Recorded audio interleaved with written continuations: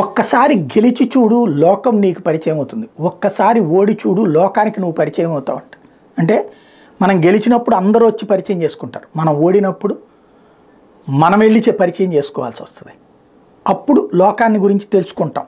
ఈ సామెతకి సరిగ్గా సాక్ష్యం ఇవాళ ఆంధ్రజ్యోతి.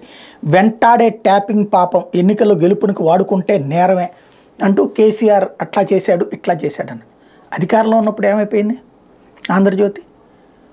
కేసీఆర్ని పొగడకుండా ఇంకొకటి ఎక్కడో ఎందుకు? నేను చెప్పేది అబద్ధమో కాదో చెప్పండి.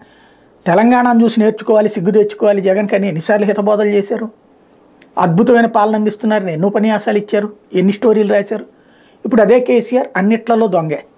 ఎందుకని? ఇప్పుడు గద్దె దిగిపోయాడు కాబట్టి. అప్పుడు భయంతో ప్రేమించారు, ఇప్పుడు కోపంతో ద్వేషిస్తున్నారు. ఇప్పుడు కేసీఆర్కి అదొక పెద్ద పాఠం. కాబట్టి ఆయన నేర్చుకునేది ఏం లేదు, ఇప్పుడు నేర్చుకునే వయసు కూడా అయిపోయింది. కాకపోతే పాయింట్ ఏంటంటే అక్కడ ఫోన్ ట్యాపింగ్ నేరం అని చెప్పినటువంటి ఇదే రాధాకృష్ణ గారు ఇంతకుముందు ఆంధ్రప్రదేశ్లో జరిగిందేంటి ఫోన్ ట్యాపింగ్ కదా. ఇక్కడ చివరికి ఓట్లకు సంబంధించి కూడా వేరే చోట్ల సెంటర్లు కనబడలేదా? అప్పుడు అవన్నీ నేరం కనిపించలేదు, ఇప్పుడు మాత్రమే కనబడుతుంటాయి. అదేంటంటే దాన్ని సెలెక్టివ్ అమ్నీషియా అనమాట.